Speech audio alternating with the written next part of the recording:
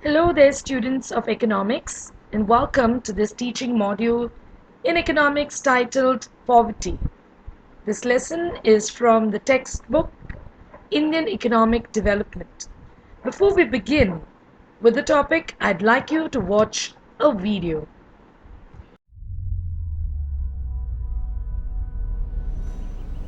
Your dignity is tied to every other human being on Earth. So today, we will learn about the concept of poverty, the causes of poverty, the concepts of absolute and relative poverty. What is poverty? Poverty may be defined as the inability to secure the minimum consumption requirements for life, health, and efficiency on account of insufficient income or assets. These requirements include human needs like food, shelter, clothing, education, and health. If a person cannot obtain the basic requirements or necessities of life, then the person is considered to be poor. Poverty is a socio-economic situation in which individuals cannot fulfill their basic needs. There are various factors that cause poverty. One of them is low agricultural productivity, small size of land holdings, technique of production, lack of irrigational facilities, manure, fertilisers, droughts, famines, floods are responsible for low agricultural productivity, which leads to less income. Yet another cause of poverty is low efficiency of labour and poor wage rates. The productivity of labour in India is very low due to the lack of skills, inefficiency, and illiteracy. Thus, wages paid to labour are also low. There is no proper organization in the industrial and agricultural sector, and so labourers are also exploited. Here is another cause of poverty: population explosion. This is a major cause of poverty prevailing in India. This is so because greater the population, lower the per capita income. In India, the extent of poverty has not changed because of population growth. Now, what is per capita income? It is the average share of every individual in the national income, and it is calculated by dividing the national income by the population. So if the population figure is high, then obviously the per capita income will be low. However, if we succeed in controlling the population, then national income divided by population should give us a lesser figure of per capita income, telling us that the average share of per person in the country is higher. Widespread unemployment is yet another cause of poverty. Unemployment in rural areas gives rise to rural poverty. Unemployment in urban areas will give rise to urban poverty. Lack of jobs due to the growing population is the major cause of poverty in India. If people are unemployed, that means they do not earn any income. And when they earn no income, then it obviously leads to a state of. Yet another cause of poverty in India is underdevelopment. Due to lack of proper technology in India, natural resources cannot be used to the best level. No country can develop properly unless its natural resources are used to the fullest. So when we talk about development, we really mean optimum and full utilization of resources. Unlike the common notion that development means exploitation at any cost. Sometimes we have that perception of development. So when we talk about development, it means so many other things like equitable distribution of income and wealth, sharing wealth with others. The benefits of development should percolate to the weaker sections of society. But we don't see that happening.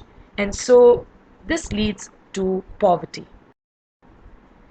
Inflation is yet another reason for poverty. What is inflation? Inflation is a situation of rise in prices. When the prices rise, what happens is the people's purchasing power decreases. They have less money to satisfy their needs and also less savings. So poverty increases. Now here in the illustration, you can see that 9 years before, a kg of rice would cost rupees 30. Today, the very same variety of rice may cost 55 rupees per kg.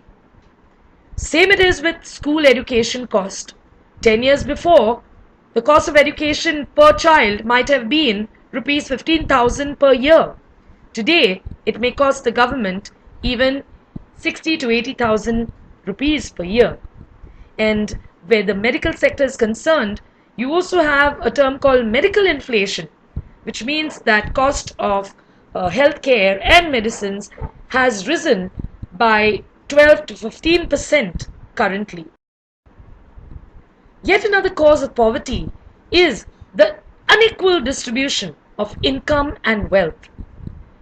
There is a wide gap between the rich and the poor. In India, there is unequal distribution of income and wealth.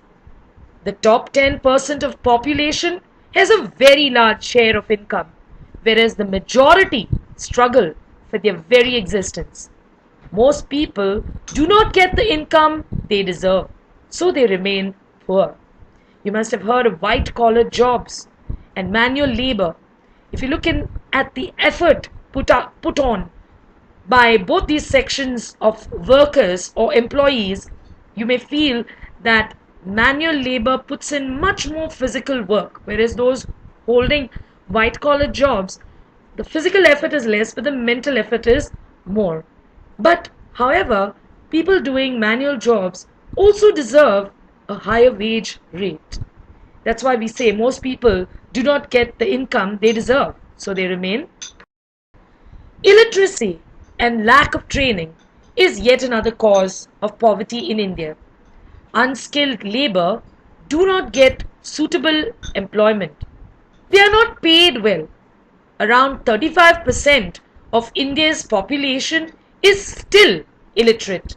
They are financially exploited. And so this has kept people in poverty. You can see here in the picture, there are a group of children and they have placards which talk about education being life, and that everyone should deserve education so that it contributes to them earning higher wages. Now, what is relative poverty? Relative poverty refers to the comparison of standard of living of people of different income groups, regions, or countries. It denotes inequality of incomes. Example, a country with lower per capita income is said to be relatively poor compared to a country with high per capita income. So we understand that per capita income can be used to compare the extent of poverty between countries. Another example I can give you is if we compare, say, Mr. Mark from USA with Mr. Ramdas of India. Mr. Mark is comparatively richer than Mr. Ramdas from India because Mr. Mark holds an administrative post, whereas Ramdas is an unskilled worker. So in that sense, Mark is relatively richer than Ramdas. Ramdas is relatively poorer than Mr. Mark. What is absolute poverty? Absolute poverty is a condition in which a person does not possess purchasing power even to buy the basic necessities of life. Those who cannot afford to satisfy the minimum necessities of life are absolutely poor. In India, the concept of poverty line is used to measure absolute poverty. So today, students, we have learnt about the concept of poverty. What is poverty? We went through the causes of poverty. We also learnt about the concepts of absolute and relative poverty. As usual, I will not leave you without a quote on the topic. Well, as you know, this personality, Saint Mother Teresa, she says, God does not create poverty. We do, because we do not share. So children, I think we have a lot to learn from the life of Mother Teresa, who worked so closely with the poor, the downtrodden, the homeless and the dying. She lent a helping hand, and not only herself, but she got many other people working towards reducing the impact and effect of poverty on people. So students, having learnt about poverty will conscientize us, our minds, that we can also do something to help those who are less fortunate than we are. I'm sure we all have something that we can share with those who are needy. Today there are families, there are people who are laid back, they don't have employment, especially daily wage earners. They find it very difficult to find a day's work, and so they may even go to bed hungry. If we can search such people around us and help them, reach out to them, there's nothing like it.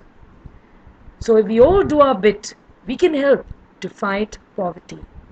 Thank you, students, for giving me a listening ear.